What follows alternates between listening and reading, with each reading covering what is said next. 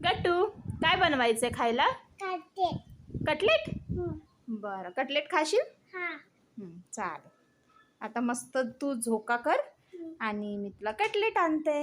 हा, तर काय मग आता गट्टूची फरमाईश होती तर कटलेट बनवावेच लागले. मस्त बटाटा उकडून घेतला, बीट उकडून घेतलं आणि त्यांना असं एकत्रित त्यामध्ये बाइंडिंग द्यायला थोडेसे पोहे पाण्यामध्ये भिजवून घेतले, ते पण ह्यात ॲड केलं.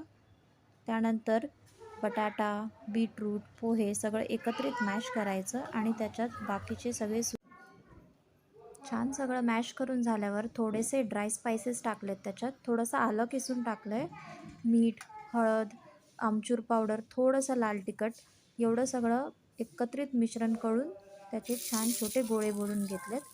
तेल इकडे तापलं आहे. त्याच्यानंतर एक एक असे गोल गोल मस्त पॅटीस बनवून आपण इथे शॅलो फ्राय करायचे. तुम्ही डीप फ्राय पण करू शकता. मी इथे ब्रेड क्रम्स वगैरे काहीच लावलेलं नाही आहे, फक्त त्यांना तेलामध्ये शॅलो फ्राय करते. दोन्ही साईडने छान असे गोल्डन ब्राऊन होईपर्यंत त्यांना शॅलो फ्राय करायचं आहे. मग आपले मस्त गरम गरम कटलेट तयार होतील. इकडे बघा छान असा बाहेर पाऊस पडतोय, मस्त असं वातावरण झालं आहे. त्यात आपले हे कटलेटसुद्धा रेडी होत आहेत. ते झाल्यावर गट्टूला मस्त आपले पॅटीस रेडीच होत आहेत. तोपर्यंत म्हटलं ही गट्टू काय करते बघू, तर ही मस्त हिच्या आजीबाईच्या गप्पा ऐकत होती आणि इथे त्यांना आजीला मदत करून झाल्यावर गट्टू आमची बसली मस्त इथे हवा खात झोक्यावर आणि मी तिला सर्व केले कटलेट.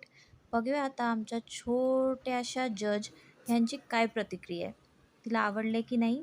तशी ती खूप चूजी आहे खाण्याच्याबद्दल, पण आता खाते म्हणजे. चला, रेसिपी तर आपली अप्रूव्ह झाली आहे कारण गट्टू इथे मस्तपैकी तिचे कटलेट एन्जॉय करते.